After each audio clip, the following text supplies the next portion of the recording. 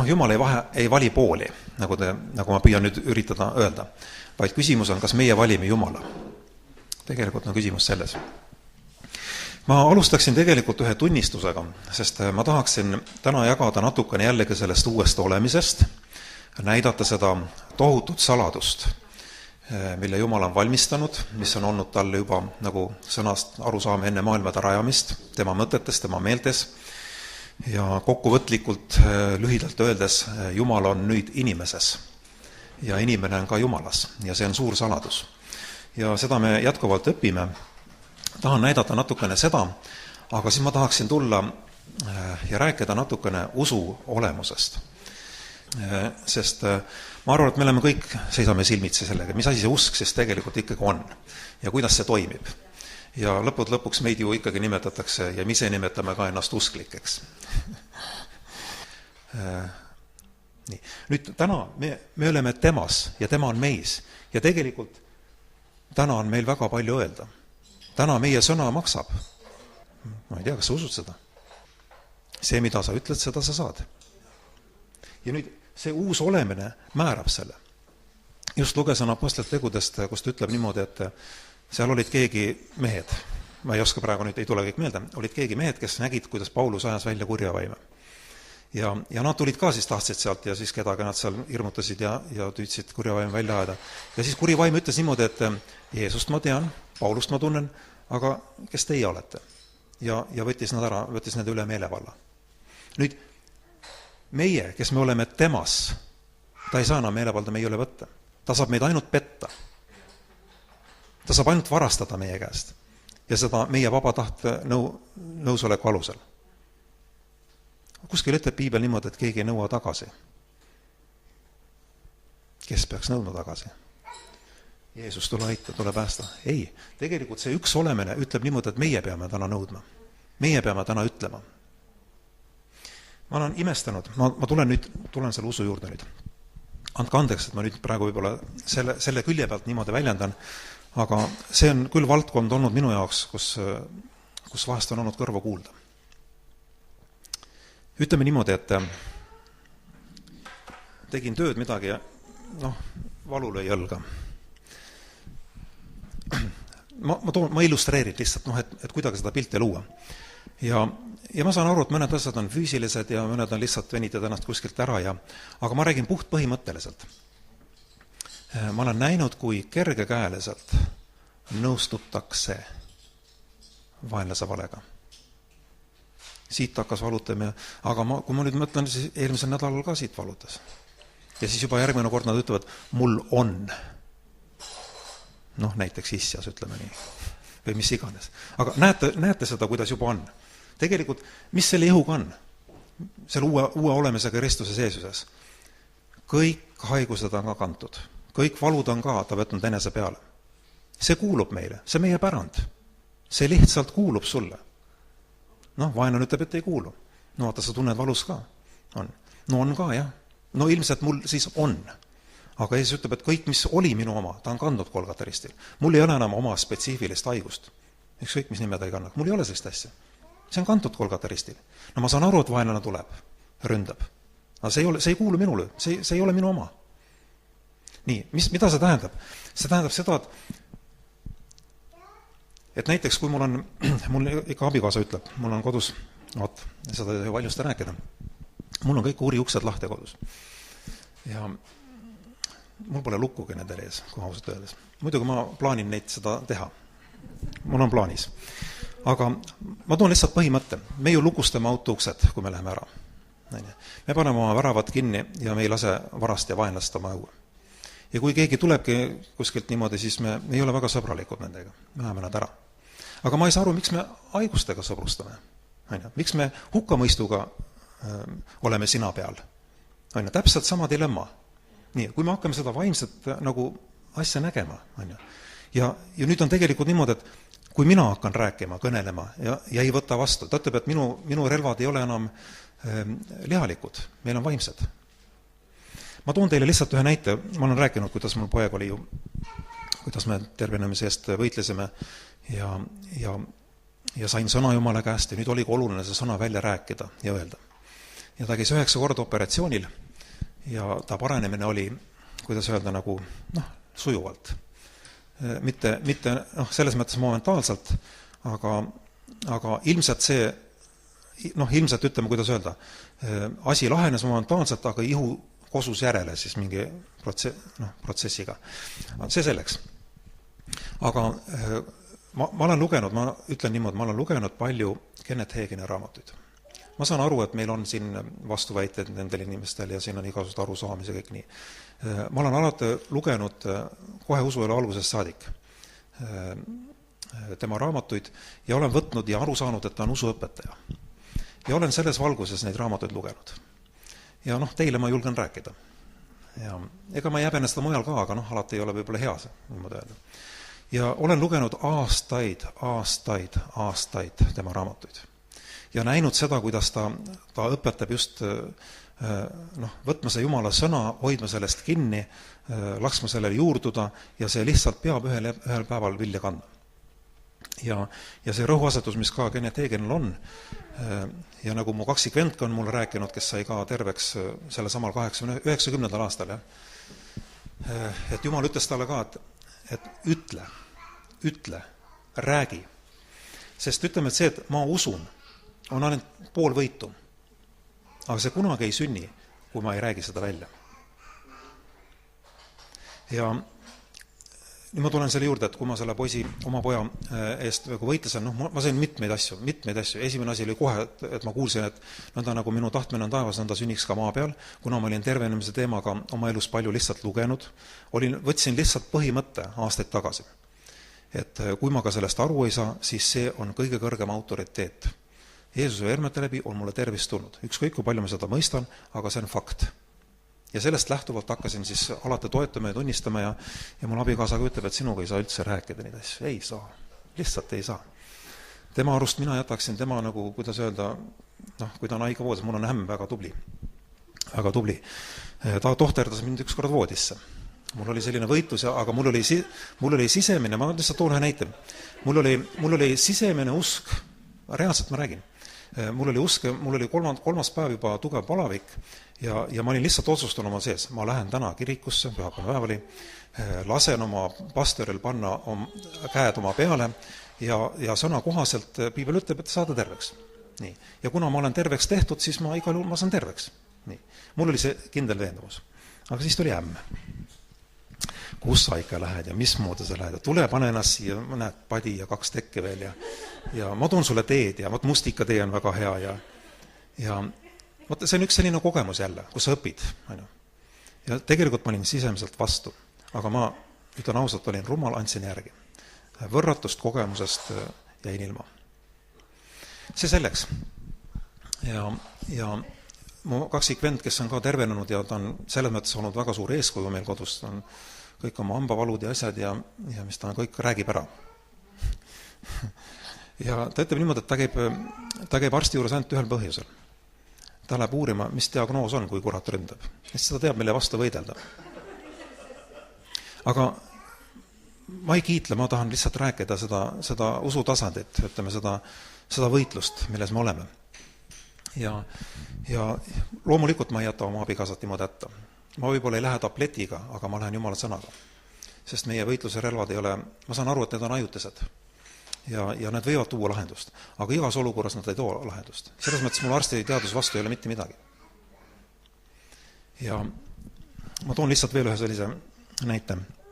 Kuressaares oli pikki aastaid, ta on juba lahkunud. Üks selline tore kirurg, ta oli meie peresõber ka, härra Haavel, võib-olla keegi teab. Ja ta ikka käis aeg-ajalt oma autot meie juures putitamas, mul isa oli elektriala inimene ja siis auto elektrit ta jagas ja käisid ka muude probleemide tõttu tema juures ja olid sellist perekonna tuttavad. No ja tema rääkis meile ühe loo siis, kui tuli meile külla ja rääkis meile loo. Et oli üks patsient, üks vana naisterahvas, mingi häda oli tal, ta ei osanud teda niimoodi aidata meditsiiniliselt otseselt ja sai kuidagi aru ka, et inimene räägib ise ennast haigeks. Ja siis ta ütles niimoodi, et okei, inimene tuli siis leti juurde, et ma ei tea, seal kuskil mingi teeninduse nurk oli või retsepti asi. Ja tuleb sinna ja ta ütleb, et kuule, meil tuli just eile tuli ühte head rohtu. Ma olen taha tuppa, ma toon teile. ja läheb taha tuppa, võtab ühe pisikese retseptipudeli sellise, laseb kraanist sinna vett, paneb korgi peale ja ütleb niimoodi, et seda tuleb manustada 3-4 tilka mõne päeva jooksul ja see on väga hea rohi, see eile tuli meil. Ja inimene läheb koju ja vaata, inimese mõtteviis hakkas muutuma. See on hea rohi, see teeb mind terveks. Ta ei olnud enam negatiivse mõtteviiga, vaid positiivse. Pluss ja miinus, see on väga oluline tegelikult. Ja see hakkas, ta tuleb mitu päeva hiljem tuli tagasi, ütles, et see oli nii hea rohi, kas ma saaksin seda veel. Ja. Aga ma räägin, et see on see, mis meie hinges toimub. Aga täna ei ole meie aluseks see kraanivesi, vaid meie aluseks on see üks olemine ja see, mida Jumal on Golgata ristil teinud. Meie alus on täna see, et me teame, et Jeesuse vermete läbi on meile tervist tulnud. Ja see on pärand, mis kuulub meile. See lihtsalt kuulub meile. Ja ma tahan öelda, et Jumal on sinu poolt täiega. Nii, ja nüüd ma tulen selle asja juurde, mis ma nägin siis, kui ma oma poja eest võitlesin. Ma olen seda korra rääkinud siin. Nüüd, see puudutab nüüd Kenneth Hagenit jällegi ja tema ühte nägemust, kus ta räägib meelevallast, uskliku meelevallast. Aga mina nägin seda ka. Ja vaata, kui see saab sinu sees elavaks, kui sa kuuled tema häält, siis Piibel ütleb, et me ei paadutaks oma südant. Ja kui ma seda lugesin, ma olin seda ennem ka lugenud, küll olin lugenud, aga seekord oli, kuidas öelda, nagu Piibel ütleb, et me toituksime Jumala sõnaga, hoiaksime tema sõna oma südames, kuuleksime, paneksime tähele, pööraksime oma pilgud tema kõnede poole, et kui on kurjad päevad, kuskilt ütleb, et me siis saaksime hakkama. Ja nüüd, kui need kurjad päevad olid siis meie peres, siis Jumal tunnetas neid asju meelde ja tegi elavaks. Ja sain sõna Jumala käest. Sest see ongi nüüd see, mis on kui sa usud oma südamega. Ja siis ma toon selles valguses, ma tahan ka nüüd seda usku nagu rääkida. Oli siis selline nägemus Kenneth Hagenil, et Jeesus tuli temaga nägemuses rääkima kurjade vaimude väljaajamisest, haigete tervenemisest. Ja kui nad suhtlevad Jeesusega, tuleb nende vahele kuri vaim. Teeb palju häält, ajab sellist suitsu, tossu ja ta ei näe enam Jeesust. No ütleme, nagu Armin istub siin, Jeesus istub mu vastasen ja ta siis vaatab kurja vaimu tagant, et Jeesus mitte midagi ei tee, absoluutselt ei tee, mitte midagi. Ja ei näe, ei kuule ka ja saab aru, et ei ole kontakt enam. Nii. Ja tükk aega niimoodi. Ja lõpuks ta ütleb, et kurjale vaimule, ole vait ja kao minema. Ja see kukkus otse, kui ta kirjeldab otse, kui nagu kartulikott või jahukott kukkus maha ja kabuhirmus jooksis ära. Pärast uuris neid sõnu, et kabuhirmus. Ja siis ta küsib Jeesuse käest, miks sina, Jeesus? Me ju nii palju püüdsin hüüda appi sinu nime. Miks sina, Jeesus, ei ajanud seda kurja vaimu ära? Ja Jeesus ütles talle niimoodi, kui sina ei oleks seda teinud, ei oleks mina mitte midagi teha saanud. Ja siis ta küsib seda 4 korda, ütleb, et ta ei ole koguduses sellist mõtteviisi kohanud. Ja vaata, minule lõi kohe nagu lambis ärama ja ma saan korraga aru, olgugi, et ma olin seda korduvalt lugenud. Ja ma saan korraga aru, et ma olen reaalses situatsioonis praegu. Kui mina sellele haigusele ei ütle kaua minema, siis tema ei saa mitte midagi teha. Nii, see läheb kokku tegelikult sellega, et meil on täna tema meelevald. Meil on tema nimi. Nii. Ja me oleme üheks tehtud. Ja me ei pea üldse, me ei pea kuradit kannatama silma otsaski selles mõttes. Me ei pea tema tüli rorima, aga meil on meelevald tema üle. Ja kui mina täna ei ütle, siis mina, Jeesus ütleb, ma ei saa mitte midagi teha. Niisiis, kui ma olen tööl ja ma tunnen, et mul on siin, ma räägin, kuidas ma käitun. Kui mul ka kuskilt valuta, ega ma ei ütle sulle seda. Tõsiselt, ma ei ütle sulle seda. Aga ma ütlen omas mõtetes ja ütlen vahest valjusti ja tihtipeale ütlen just nimelt valjusti, sest ainult mõtlemisest on vähe. Ta ütleb, kui te südames usute ja suuga tunnistate, siis te saate selle. Ja siis ma ütlen niimoodi, et ei, Jeesuse Kristuse vermete läbi on mulle tervist tulnud. See on ajutine nähe, see mingisugune valu. Tegelikult on. No, ma räägin nüüd oma usumöötu. Ja niimoodi ma olen võidelnud. Ma mäletan siin hiljaaegu alles oli metsas tööl ja midagi juhtus mu põlvega, ma ei tea mis. Vend mul ütles küll, et mine käia korra arsti juures ära, vaata, mis nad räägivad. Ma isegi ei läinud. Ma lihtsalt ütlesin, et ei, see ei kuulu mulle, see ei ole minu oma. Jeesuse vermete läbi on mulle tervist tulnud. Ja lihtsalt rääkisin. Ja jäin selle juurde. Ja ei hädaldanud teiste juures, et vaata, mul siit valutab ja nii. No lihtsalt see oli minu valik. Aga ma tahangi nagu öelda seda, sest Jumala sõna ütleb niimoodi, et täna, kui te kuulete tema häält, see on nüüd kõige olulisem. Sest vaata, nagu me ütlesime, üks ihu ja üks vaim. Nüüd, täna, kui te kuulete tema häält, ja see tegelikult see hääle, kuna me oleme üks, see tegelikult toimub meie sees, see hääle kuulmine. Ta võib muidugi kuuldaval häälel rääkida ja mis iganes, ütleme, erinevad viisi. Aga põhimõte on see, et ma saan temast aru või me ütleme, et ma nägin. Me ütleme ärge niimoodi. Täna, kui te kuulete tema häält, ärge paadutage oma südameid. Nii. Tähendab, on võimalik paadutada oma südant. Ja ma saan aru, kui ma oma poja eest seal võitlesin, kui ma vaatasin reaalselt sellele olukorrale, kus ta haiglas oli, mis kõik neerupuhastused ja vere läbi jooksud ja voolikud oli 4-5-6 tükki ja kõrvalt inimesed, üks suri, läks paar päeva mööda, tuli asemele, ka see suri ära, viidi ära. Ja meile anti ainukeseks lohutuseks see, et ta on noor inimene. Küsimus oli nüüd kroonitõves, mida arstid ütleb, et ta on eluaegne, parandamatu. Minu arust Jeesus parandas ära korvataristil. Täiesti parandatav. Ja nad ütlesid niimoodi, et kuna noore inimesega tegemist, siis nad tõid ühe näite, sest rohkem näite nendel ei olnud, kus oli inimene pool aastat, miinimumaeg oli pool aastat, kus ta oli haiglas, ja siis sai koju ja ta elab tänapäevani, nüüd tal on lihtsalt kontroll selle asja üle, aga ta ei ole nagu terve. Et see on see parim, mida me võime oodata. Ja see, mis meiega juhtus, oli see, et kõige hullem asi, mis üldse selle haiguse puhul saab juhtuda, on see, et sool läheb katki, soolestik läheb katki. Ja peensooles oli see häda tal ja see läks katki. See oli kõige hullem asi. Ja see hakkas hiljem veel lekkima ja seal oli tükk sellist asja veel. Aga kui ma seal voodi ääres niimoodi olin, näen voolikuid ja oli võime, ma sain aru, et seal on üks vahe, seal on üks piir. Oli, üks hetk, ma üldiselt ei ole, ma ikka vahest nutan. Vahest läheb hing hellaks ja nutan. Aga ma mäletan, et seal ühe korra kangest hakkas nutt tulema. Ja miks? Sellepärast, et ma vaatasin inimlikult selle olukorra peale. Ja tegelikult ega ma ei soovi, see ei ole üldse kerge taluda, kui sul on ka veel üks laps peres. Ja tegelikult oli võimalik nüüd oma südant paadutada või kuidas öelda. Aga õnneks oli mu abikaasa ka minuga ühte meelt ja me leppisime kokku, et me ei anna talt lõigata välja 1,3 meetrit peensoolt. Ja pärast me, selles võitluses olles me otsustasime ja leppisime kokku abikaasaga ja ütlesime kuradele lausa otse välja, et me ei anna oma pojast sinule enam mitte midagi. Said selle 1,3 meetrit, rohkem sa ei saa. Me ei anna lihtsalt. Meie ei anna. Ma ei ole ülbe sellest, saad aru. Ma räägin sellest tasandist, sellest meelevalla positsioonist, sellest uuest olemisest. See on täna minu valik, kas ma annan või ei anna. Ma räägin valikust. Ja kui me räägime, et olla sõnakuulelik Jumalale, siis tegelikult küsimus on just, et olla sõnakuulelik tema sõnale. Ja kui ma tahaksin seda lugu tegelikult natuke lugeda, sellepärast, et ma loen. Täna, kui te kuulete tema häält, ärge paadutage oma südameid nõnda nagu sündis, on nurina ajal, kiusatuse päeval kõrbes.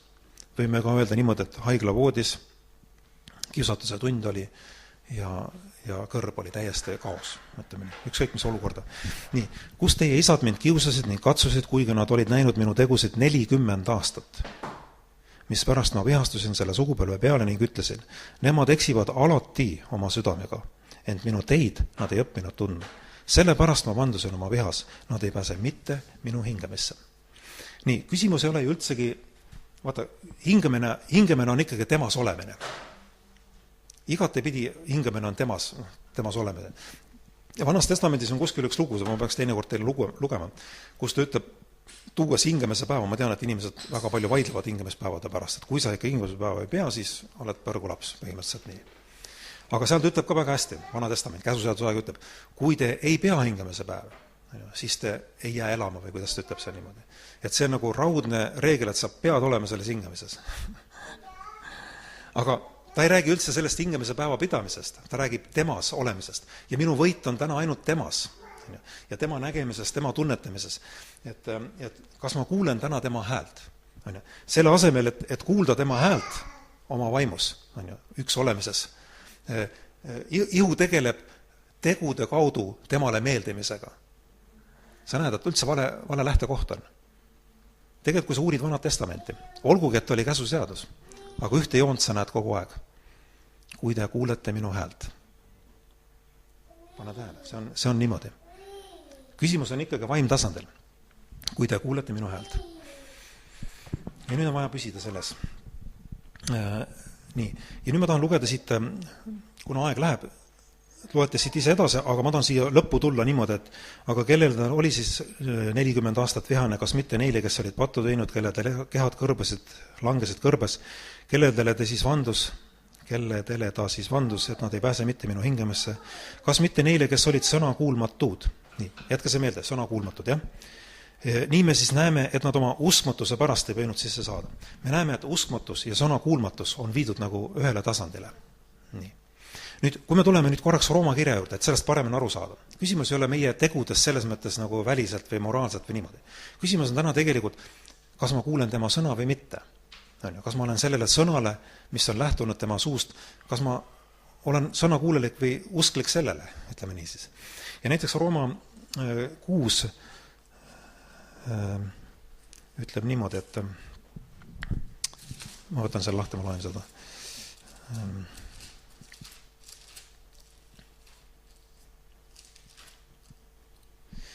Eks te tea, et kelle orjaks te hakkate sõna kuulmises, selle orjad te olete, kelle sõna te kuulete. Kas siis patuorjad surmaks või sõna kuulmise orjad õiguseks. Mõte on väga huvitav, et ma üks päev peatusen selle juures. Ma olen selle ori, kelle sõna ma kuulen. Mul hakkas siit küünarnukk vallutama juba teist päeva ja ma kuulen seda sõna. Ja kui ma nüüd kuuletan sellele või niimoodi, võtan selle omaks ja ma näen, kui lihtsalt seda võetakse omaks, siis ma olen lõpuks selle ori.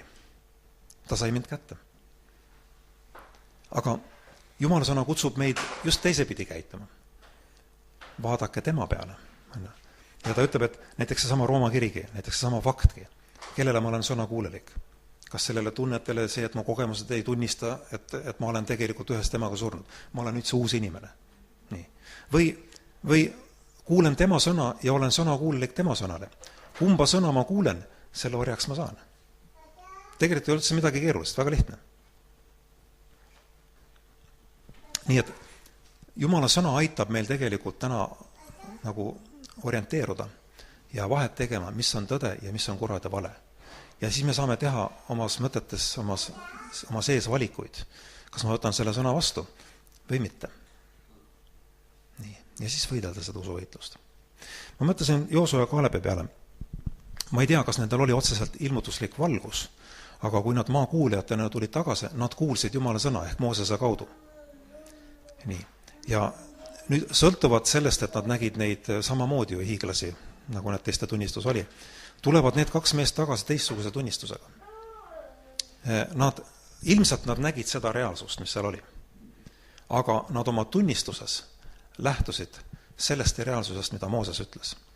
Ja ütlevad niimoodi, et tegelikult nad on meile parajaks palaks, sest Jumal on meiega. Näete seda, jah? Ilmselgelt tema jõud ei käinud nendest hiiglastest üle. Aga pole probleeme, meil on Jumal. Näete seda vaimulikku võitlust. Ja sellepärast Piibel ütleb, et meie võitluse relvad ei ole täna enam lihalikud, vaid vaimulikud. Ja täna me võitleme seda vaimulikku võitlust.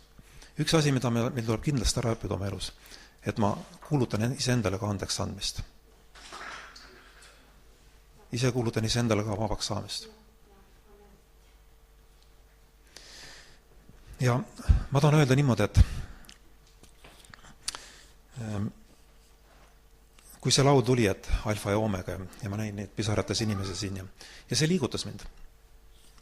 Sest sa näed selles inimese emotsioonis juba, kuidas ta on kõigest oma hingest selles teadmises kaasas, et Jumal, sa oled alfa ja omega, sa algus ja ots. Ja nad tunnetavad Jumala lähedal olu ja seda Jumala kõik võimsust ja suurust. Ja Jumal on igal juhul meie poolt. Seda ma sain selgelt aru. Ta on igal juhul meie poolt. Mõtle, mis ta on teinud. Ta on tulnud sinusse elama ja sina oled pandud temasse elama. Ta on teinud meid üheks. Nii. Ja nüüd, aga kui sina ei ütle, siis ma ei saa mitte midagi teha. Kui sina ei ütle vargale, et ma lõpetan siin ära, siin on kriip, siit kaugemale see ei tule, siis mina ei saa mitte midagi teha. Näete seda meelevalla momenti nüüd, jah? Aga Joosua Kaalepi suhtes ma mõtlen niimoodi, et kas nendel oli nüüd otseselt ilmutuslik valgus, ma ei oska seda öelda, peab uurima seda sõna veel niimoodi.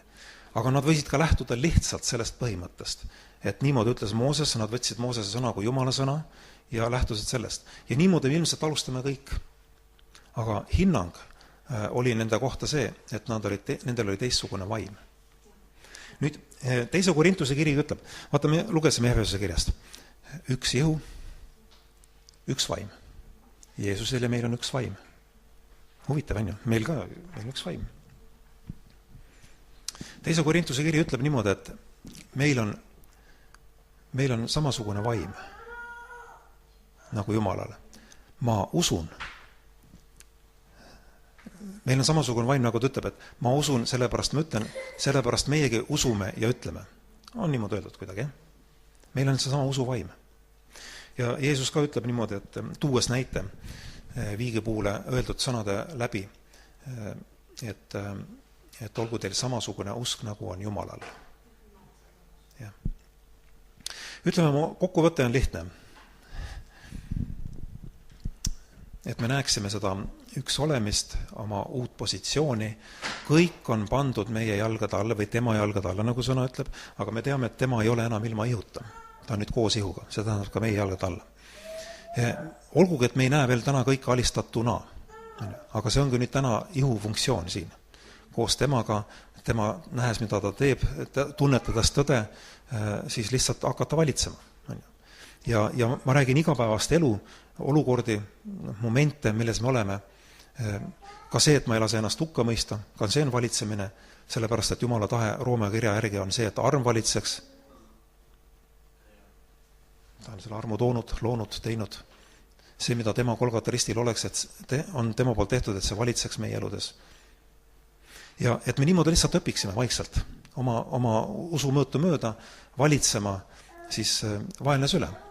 Igasuguste mõistuse kõrgistuste üle, võtame nad vangi, seome nad kinni, ei luba, ei lase. Tihtipeale küsitakse mu käest, oled sa ikka terve ja kuidas sul on? Ma olen alati terve. Aga ma räägin tõsiselt, ma olen alati terve. Et lihtsalt keeldun. Ma saan aru, et see võib olla füüsiliselt raske, ütleme, kui sul hingeliselt raske, kui sul on füüsiliselt valu. Sa ei pea ära valetama valu, sa ei saa seda teha. Aga sa saad jääda tunnistama seda, mida tema on sulle öelnud või mida tema on teinud. Ja muidugi oluline see, et me alustame sellest, et meil ei ole seda tunnetust ja valgust. Me alustame sellest, et me tõstame Jumala sõna kõige kõrgemaks autoriteediks oma elus. See on see, et Jeesus värvab läbi Jumala tervist tulnud. Olgugi, et ma ei mõista kõike. Aga see on lihtsalt see lähtekoht. Ja see üldse ei keela meid küsimast Jumala käest, et kuidas sa seda tegid ja mismoodi ja kas ja neid küsimusi võib meil tulla. Aga alati ikkagi lähtuda nagu sellest, et sõna on siis kõige kõrgem autoriteet. See on fakt. Aga Jumal hakkab sulle siis ilmutama, valgust andma, näitama ja niimoodi igas valdkonnas. Ja kõik asjad, näiteks Abrahami kohta ütleb väga huvitavalt. Abraham uskus Jumalat, kes kutsub esile olematuid asju otse kui olevaid. Füüsilise silmaga ta ei näinud seda veel, aga ometigi nad olid juba olemas. Näiteks Noa kohta ütleb niimoodi, et Noa usu läbi sai Noa ilmutuse sellest, mida veel ei olnud näha. Ta sees oli ise olemas, aga seda väliselt veel ei olnud näha. Siis ta hakkas nokitsema selle kallal. Ja kogu aeg ta rääkis seda, mida ta oli näinud. Ja lõpuks see toimus. Ma ei tea ajaliselt, miks mõni asi on lühemat aega, võtab teine rohkemat aega. Ma ei oska selle kohavalt midagi öelda.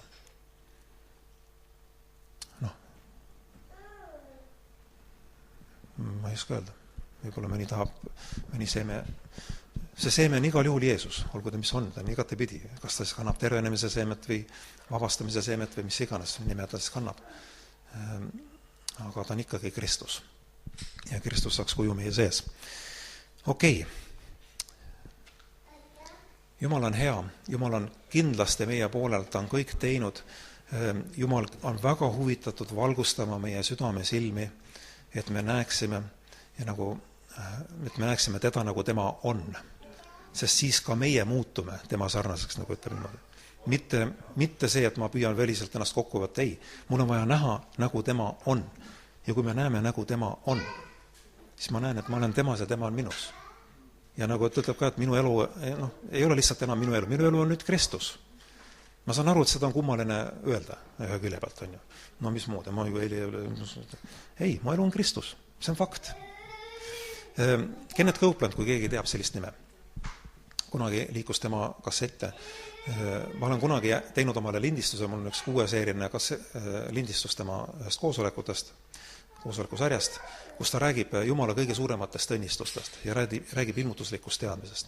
Väga huvitav, soovitaksin kuulata. Võite minu käest saada materjali, kui tahate. Ta ütleb niimoodi, et me oleme pühad. Nii. Ja see on fakt, see on vaimne fakt. No ma ei tunne seda, ma ei saa aru sellest ja võib-olla küsimusi on palju, aga see on fakt. Ja ta ütles niimoodi, et ta on 9 aastat, oma seal tunnistusest ütleb, ta on 9 aastat tunnistanud endale, et ta on püha. Ta ütles, et nüüd ma lõpuks hakkan ennast tundma ka, et ma olen püha. Aga ma saan aru, et nagu ütleme kaalukaus, ütleme lihalik, vaata, lihameel on surm. On ju, kuidas ta ütleb, jah? Et ja surm on tegelikult võidetud vaenlane. Nii et ka lihameel on tegelikult võidetud vaenlane. Ja Efesuse kirjast ütleb ka niimoodi,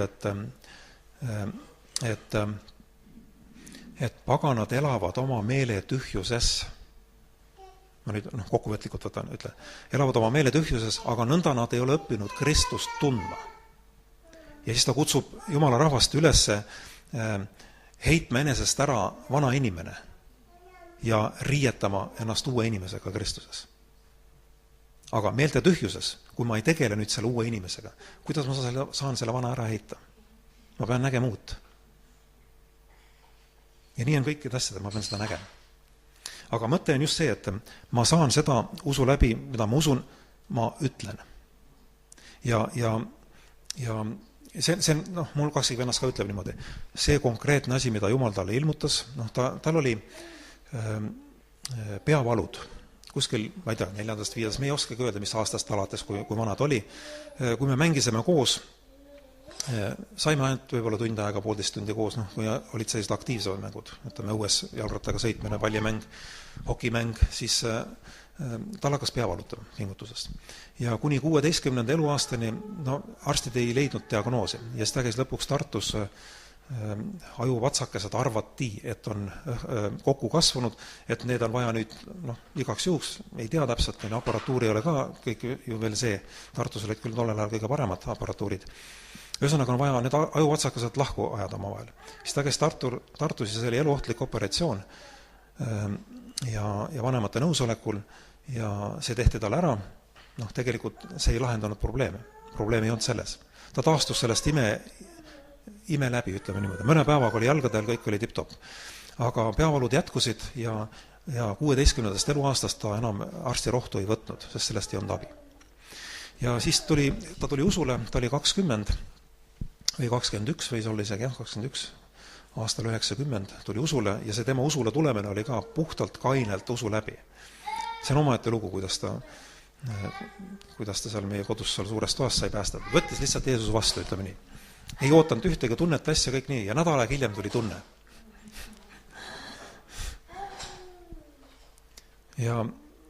Ja tema rääkis, kuidas Jumal, ta tuli usule ja luges Tommy Osborne'i raamatut tervisehaigetele ja sai seda raamatut lugedes. See on nii täis Jumala sõna. Ja seletusi, et see kõigile kuulub, see on, mis on makstud, see on haruldane ja tarkus, kuidas seda Tommy Osborne jagab seda. Ja ta sai selle kaudu usu. Kuidas öelda, lihtsalt ta saab aru oma sees, et Jeesus vermet läbi mulle tervist tulnud. Ma mäletan, kuidas ta hommikul tuli, ma ei tea, millal ta tegeles selle sõnaga seal siis või luges, me olime kõrvuti tubades.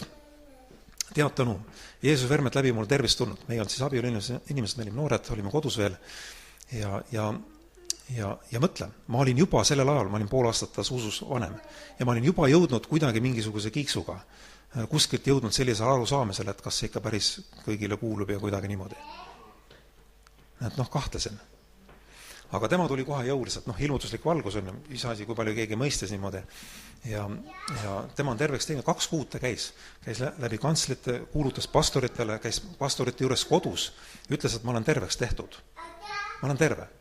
ja siis ta tuleb ka ühe pastori juurest kuskilt maad sealt Leisi kandist, kuskilt sealt tulib ja pea valutab ja nii tugevalt ja tavaliselt ta peavalu läks siis üle, kui ta oksendas. See oli tavaliselt, siis ta jäi magama, see oli tavaline reaktsioon. Ta jäi sellepärast ka kunagi klassi kordama, tervislikel põhjustel.